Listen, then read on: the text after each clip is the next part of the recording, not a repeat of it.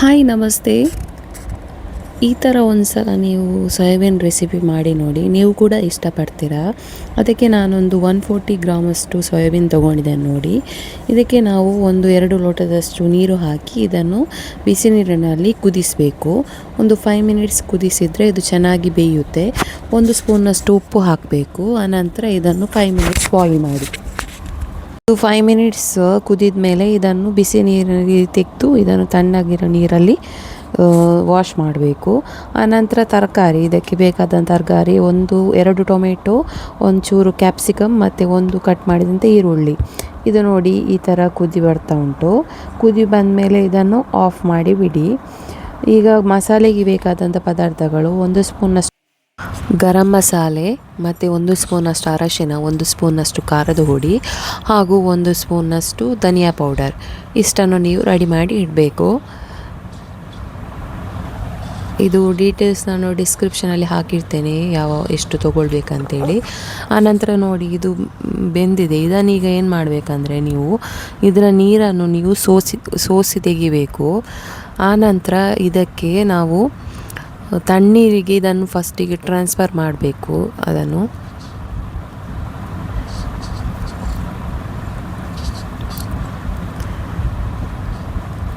ಆನಂತರ ತಣ್ಣೀರಲ್ಲಿದ್ದದನ್ನು ಹಿಂಡಿ ಅದನ್ನೊಂದು ತೆಗೆದು ಒಂದು ಪಾತ್ರೆಗೆ ಟ್ರಾನ್ಸ್ಫರ್ ಮಾಡಬೇಕು. ಸೋಯಾಬೀನನ್ನು ಈ ಥರ ಮಾಡಿಟ್ರೆ ಚೆನ್ನಾಗಿರುತ್ತೆ, ಇಲ್ಲಾಂದರೆ ಅದು ಚೆನ್ನಾಗಿರಲ್ಲ.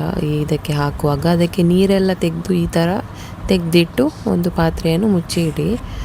ಈಗ ನಾವು ಇದಕ್ಕೆ ಮಸಾಲೆ ರೆಡಿ ಮಾಡೋಣ. ಸ್ಟಾರ್ಟಿಂಗ್ ನಾನು ಒಂದು ಪಾತ್ರೆ ಇಟ್ಟು, ಪಾತ್ರೆ ಬಿಸಿ ಆದಮೇಲೆ ಅದಕ್ಕೆ ಎಣ್ಣೆ ಬಿಸಿ ಆದಮೇಲೆ ಇದಕ್ಕೆ ನಾವು ಸ್ವಲ್ಪ 1 ಸ್ಪೂನಷ್ಟು ಜೀರಿಗೆ ಹಾಕಬೇಕು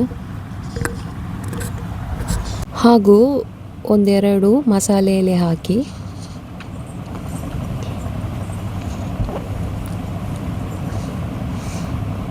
ಮತ್ತು ನಾವೀಗ ಒಂದು ಕಟ್ ಮಾಡಿದಂಥ ಈರುಳ್ಳಿ ಉಂಟಲ್ಲ, ಸಣ್ಣಗೆ ಕಟ್ ಮಾಡಿದಂಥ ಈರುಳ್ಳಿ, ಅದನ್ನು ಆ್ಯಡ್ ಮಾಡಬೇಕು.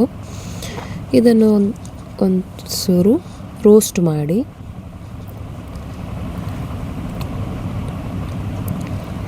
ಇದನ್ನು ಚೆನ್ನಾಗಿ ರೋಸ್ಟ್ ಮಾಡಿದ ಮೇಲೆ ಇದಕ್ಕೆ ನಾವು ಜಿಂಜರ್ ಗಾರ್ಲಿಕ್ ಪೇಸ್ಟನ್ನು ಹಾಕಬೇಕು. 1 ಸ್ಪೂನ್ನಷ್ಟು ಹಾಕಿದರೆ ಸಾಕು.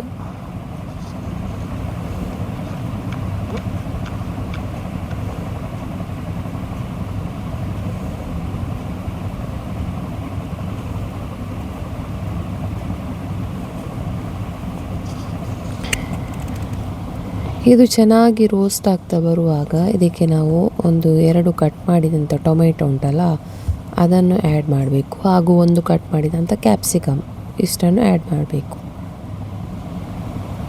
ಕ್ಯಾಪ್ಸಿಕಮ್ ನಿಮಗೆ ಆಪ್ಷನಲ್, ಬೇಕಾದರೆ ಯೂಸ್ ಮಾಡ್ಬೋದು. ಕ್ಯಾಪ್ಸಿಕಮ್ ಇಲ್ಲದಿದ್ದರೆ ಸ್ಕಿಪ್ ಮಾಡ್ಬೋದು.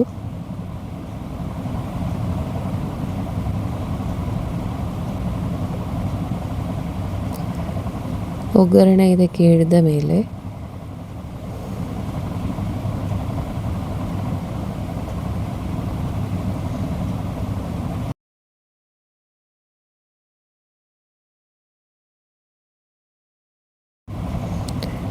ಈಗ ಇದಕ್ಕೆ ನಾವು ತೆಗೆದಿಟ್ಟಂಥ ಮಸಾಲೆ ಹುಡಿ ಉಂಟಲ್ಲ, ಅದನ್ನು ಒಂದೊಂದಾಗಿ ಸೇರಿಸ್ತಾ ಬರಬೇಕು.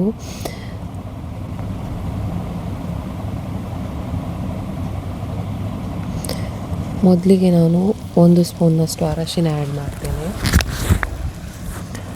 ಆನಂತರ 1 ಸ್ಪೂನಷ್ಟು ಧನಿಯಾ ಪೌಡರ್ ಹಾಗೂ 1 ಸ್ಪೂನಷ್ಟು ಖಾರದ ಹುಡಿ ಹಾಗೂ 1 ಸ್ಪೂನಷ್ಟು ಗರಂ ಮಸಾಲ.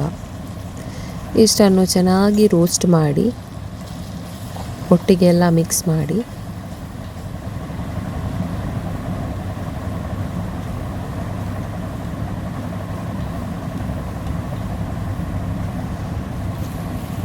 ಈಗ ಎಲ್ಲ ಮಸಾಲೆ ಚೆನ್ನಾಗಿ ಇದಕ್ಕೆ ಹಿಡಿದಿದೆ. ಈಗ ನಾವು ತೆಗೆದಿಟ್ಟಂಥ ಸೋಯಾಬೀನ್ ಉಂಟಲ್ಲ, ಅದನ್ನು ಇದಕ್ಕೆ ಆ್ಯಡ್ ಮಾಡಿದರೆ ಆಯಿತು.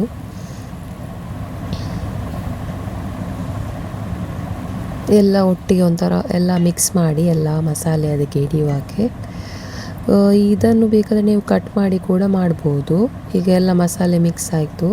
ನೀರು ನೋಡಿ ಹಾಕಿ. ನೀರು ನಿಮಗೆ ಡ್ರೈ ಮಸಾಲ ಬೇಕಿದ್ದರೆ, ಗ್ರೇವಿ ಥರ ಬೇಕಿದ್ದರೆ ಸ್ವಲ್ಪ ನೀರು ಹಾಕಿದರೆ ಸಾಕು. ಒಂದು ಪದಾರ್ಥದ ಥರ ಬೇಕಿದ್ದರೆ ಸ್ವಲ್ಪ ಜಾಸ್ತಿ ನೀರು ಆ್ಯಡ್ ಮಾಡಿ.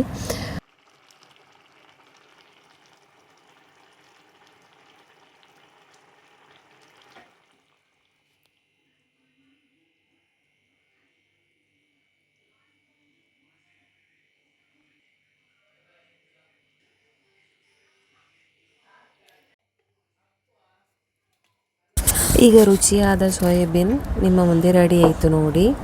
ಈ ವಿಡಿಯೋ ನಿಮಗೆ ಇಷ್ಟ ಆದರೆ ಲೈಕ್ ಮಾಡಿ, ಸಬ್ಸ್ಕ್ರೈಬ್ ಮಾಡಿ. ಬಾಯ್.